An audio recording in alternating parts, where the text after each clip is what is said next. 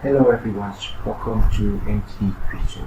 Today I have you how to import any picture to set the background for slide in the PowerPoint.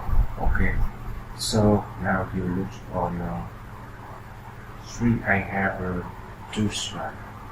Background no, solid view white, and now you click here right about select format background, or you select slide and click right about select format background. Format background that's not display. You then select picture or take the view, and then select file, select picture for background insert. Okay, if you want apply to on our slide, you select apply to all. Okay, if you want to change all the picture, you select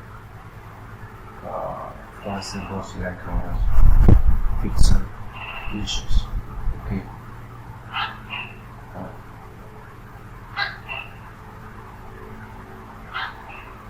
If you apply on a slide, you select apply to all. Okay, very easy. So you delete picture background.